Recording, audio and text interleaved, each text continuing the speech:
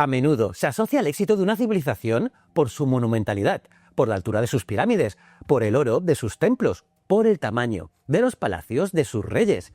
Pero si nos paramos a pensar, la verdadera medida del progreso humano no es qué tan alto puedes construir para los dioses, sino que también puedes vivir tú. ¿O no es así? Porque durante gran parte de la historia urbana, vivir en una ciudad significaba convivir con los desechos. Durante siglos, en muchas ciudades europeas, se vaciaban residuos domésticos directamente a la calle, y a menudo avisando con gritos o advertencias para evitar accidentes desagradables. La gestión de residuos era rudimentaria.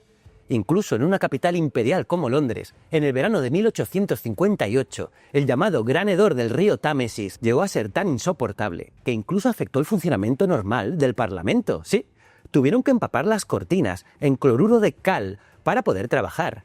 Hacía mucha peste. La higiene urbana integral nos parece un invento moderno, ¿verdad? Pues viajemos en el tiempo, hace más de 4000 años, en plena Edad del Bronce. Mientras en otras partes del mundo las ciudades empezaban a formarse alrededor de la jerarquía y el poder, en la actual provincia de Sindh, en Pakistán, una cultura decidió priorizar algo diferente. No construyeron tumbas gigantescas que eclipsaran el paisaje. No levantaron estatuas colosales de gobernantes divinos. No, en su lugar diseñaron una ciudad con una planificación urbana e hidráulica extraordinariamente coherente para su época. Una ciudad donde el agua limpia brotaba de cientos de pozos y donde una red oculta hacía desaparecer los desechos lejos de los hogares. Hoy en Fundación Palar caminaremos por las calles de Mohenjo-Daro. Vamos a levantar las losas de sus canales subterráneos y descubriremos soluciones urbanas muy complejas para ese momento, para esa época, para esa edad del bronce, con un nivel de integración entre casa y calle poco común en su tiempo. Soy JJ Priego y bienvenidos a la historia de la ingeniería invisible. ¡Vamos allá!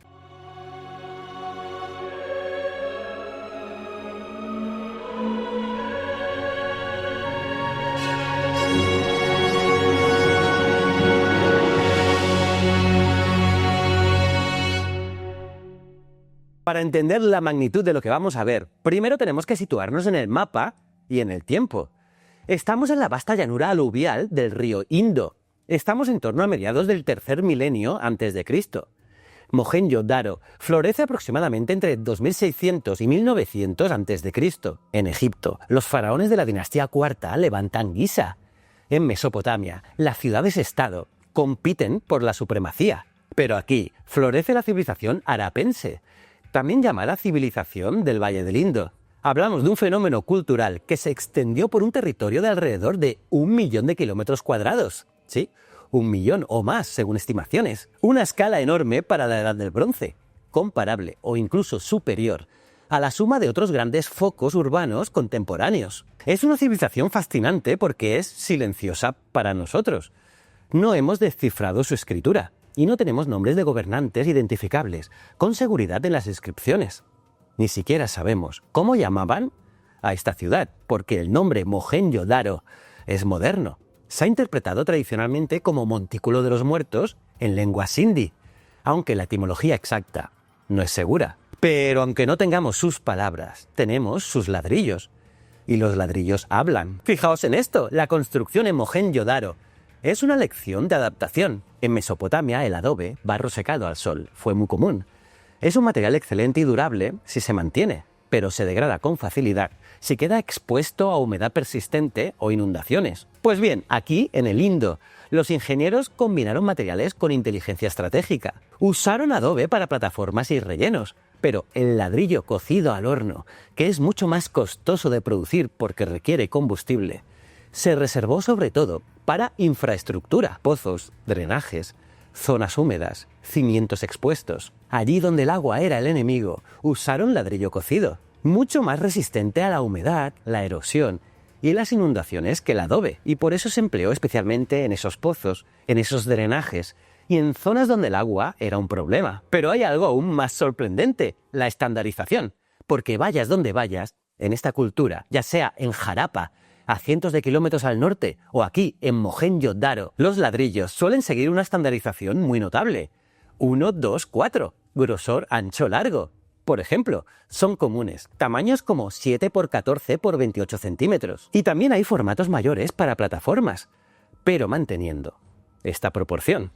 Esto implica un sistema de estandarización que se mantiene a gran escala, coherente con lo que también vemos en sus pesos y prácticas de medición. Es la huella de una cultura técnica compartida a través de distancias inmensas. Y eso es brutal, porque imagina la logística para levantar una ciudad que pudo albergar miles, quizás decenas de miles de habitantes, según estimaciones como Mohenjo-Daro. Necesitas madera para los hornos, necesitas arcilla y necesitas un plan. Porque estos constructores no estaban improvisando chozas, no, estaban construyendo una máquina urbana diseñada para gestionar el agua. Mohenjo-Daro no es un laberinto caótico. Mohenjo-Daro muestra una planificación urbana deliberada. La ciudad se divide en dos sectores claros.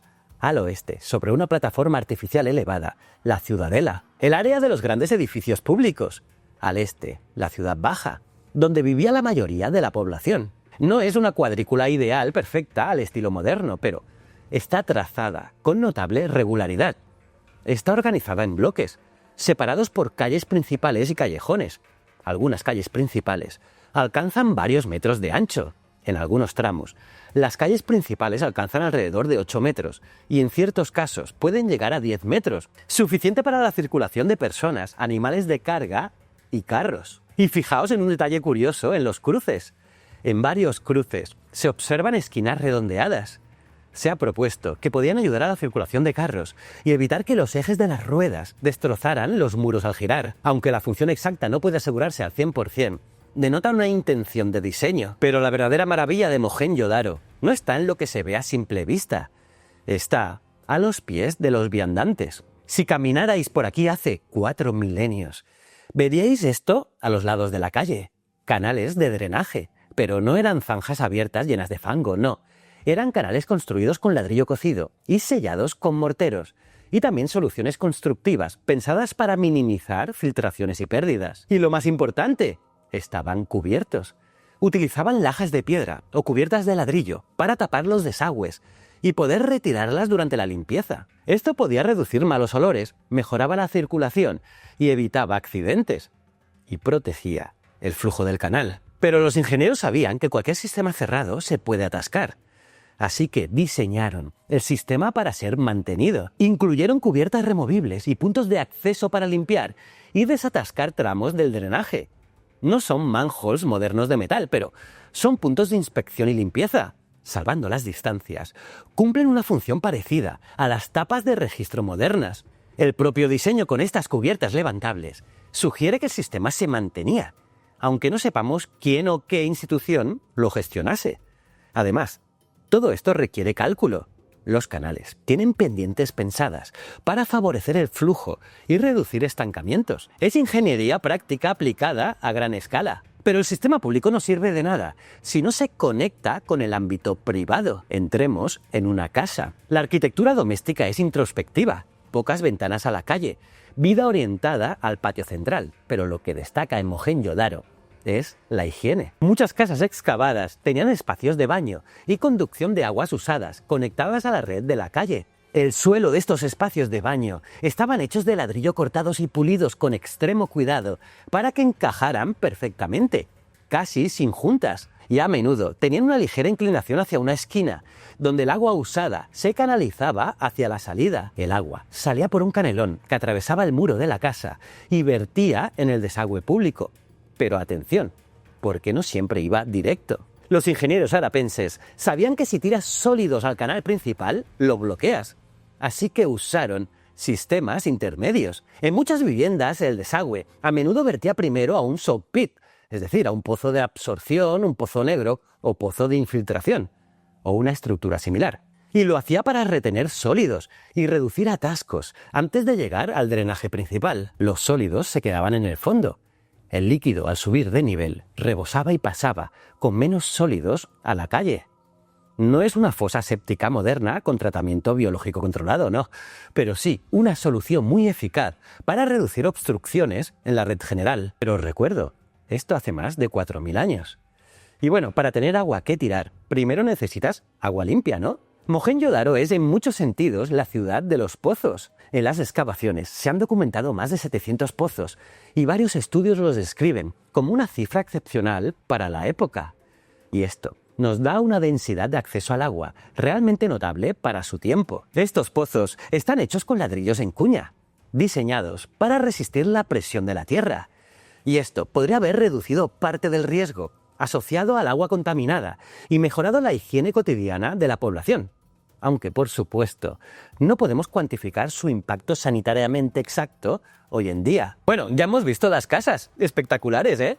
Ahora subamos a la Ciudadela, a la parte alta. Es un tanque rectangular de unos 12 metros de largo por 7 de ancho y con una profundidad máxima de aproximadamente 2,4 metros y una capa de betún, sí, asfalto natural como sellado. Y tiene escaleras en los extremos norte y sur para bajar al agua. Lo asombroso aquí es la tecnología de construcción. El objetivo era el control total de filtraciones, que el tanque no pierda agua y que el agua del subsuelo no lo contamine. Para lograrlo, aplicaron una solución multicapa muy sofisticada. Suelos de ladrillo muy ajustados. Encima, una capa de betún, como sellado impermeabilizante. Después, muros de ladrillo y alrededor, rellenos y capas de arcilla compactada, como aislamiento adicional. Y este es uno de los usos mejor documentados de betún como impermeabilizante en un gran tanque de la Edad del Bronce. El betún procede de fuentes naturales y redes de intercambio regional, lo que implica conocimiento geológico y comercio. Pero, ¿para qué servía? ¿Era una piscina pública? Pues no parece probable. La ubicación prominente en la Ciudadela sugiere un propósito especial. Muchos arqueólogos ven probable un uso ritual de purificación. Por ejemplo, en la India actual, el baño ritual sigue siendo fundamental, pero no podemos demostrar una continuidad directa entre Mohenjo-Daro y las prácticas religiosas posteriores. La función exacta sigue abierta al debate, y eso es lo bueno de la ciencia. Y bueno, para vaciar este enorme tanque, construyeron un drenaje que conecta con un conducto de salida con arco a ménsula, o también conocido como falso arco, y es lo suficientemente grande para permitir la evacuación rápida y probablemente la limpieza del depósito. Lo que parece claro es que el agua era central en su vida y en su ideología. Y todo esto nos lleva a una gran pregunta. ¿Quién ordenó construir este sistema de drenaje? ¿Este tipo de alcantarillas? ¿Quién organizaba los ladrillos? Pues resulta que en Mohenjo-Daro nos falta la iconografía del poder. Sí, la iconografía que vemos en otros sitios. Tenemos una pequeña escultura de este hombre barbudo, un pequeño busto de este Atita, apodado tradicionalmente sacerdote rey. Pero ese título es moderno y discutido. No sabemos a quién representa realmente. No se ha identificado de forma concluyente un palacio real, ni una tumba regia monumental llena de oro. No, lo que sí hay son grandes edificios públicos, cuyo uso exacto aún se debate, como el edificio tradicionalmente llamado granero, que es una interpretación hoy muy cuestionada.